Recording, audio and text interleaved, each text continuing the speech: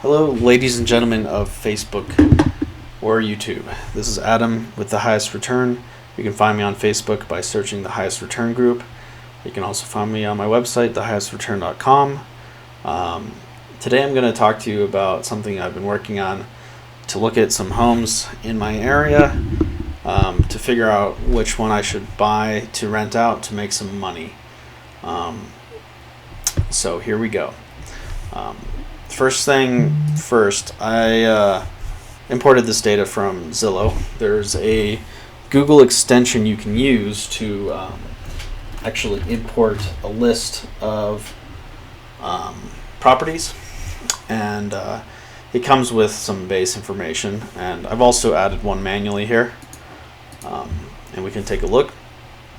But basically what I do to find the cash on cash return is we have the price, we have our mortgage payments, and I like to split out the mortgage and property taxes, home insurance, and all that at 4%.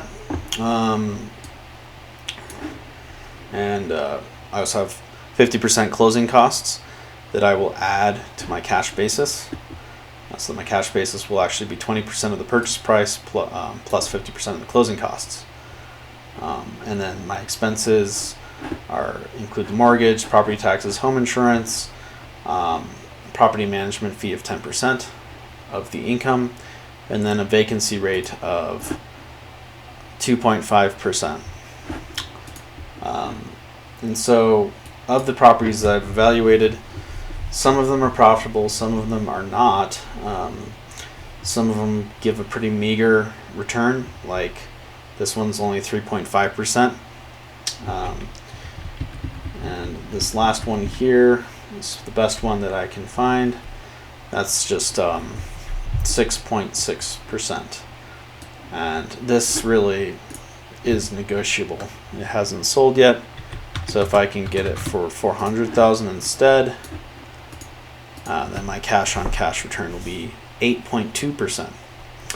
And keep in mind, none of this has to do with appreciation, price appreciation. This assumes consistent prices, and if there is appreciation, that's just a bonus. But the goal here is to have cash flow. So we can actually add another record here just for fun, so we can see what would happen. So if you were lucky enough to buy a house for $200,000 and let's just say get rent of $1,500 per month.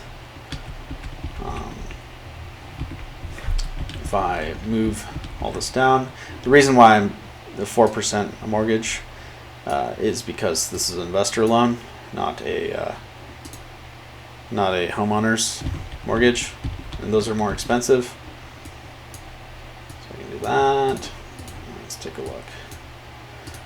Ooh, that's 10% return on cash return. And we can also play around and do something really fancy where let's just say we're managing it ourselves, and we happen to get, let's just do the same, $1,500 rent for a $200,000 property. We can move this down. Property taxes, and the property taxes I'm using are 70% of the purchase price times the tax rate, because a lot of times the assessed values are less than the actual purchase price. And let's do no property management as well on that guy. And let's assume you're very lucky and you have very low you have no vacancies. Let's hazard a guess. What will we get? Okay, that's 16% cash on cash return.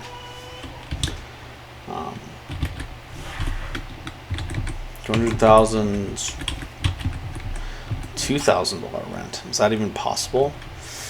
Well, maybe if you had like a multi-unit or something, you're renting it 2 units. I guess it's possible. And 30% cash on cash return. And you can play around with this and put in property management. Property management, you add more vacancies, and just kind of see how that affects your cash on cash return. Yeah, I can, I'll show this formula real quick. If you want to create your own Excel file, you can do so. You might need a pause, just so you can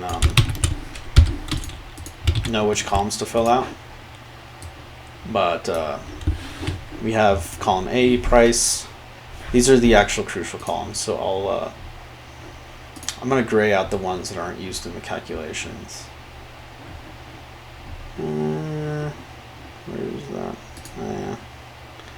Let's gray these guys out because they're not really super important to the bottom line.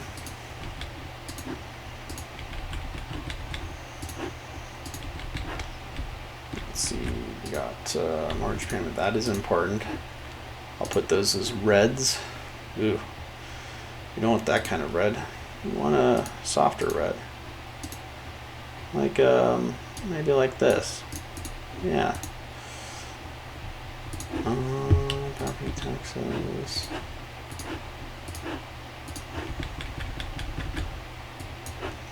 These are all bad things, and the only good thing. Oh, this is actually useful. So this is a good thing here. Estimate. And this is used as well. Okay. So yeah, that's pretty much it. And I encourage you all to look for that Zillow extension for Chrome when you do this, because you can evaluate the same thing on multiple properties. And what I do is I import them to this first tab here, and then the second tab really just pulls from the first tab. But it does give me the leeway to add my own records afterwards. Play around with the figures. If you're a first-time investor, my word of advice is get started sometime.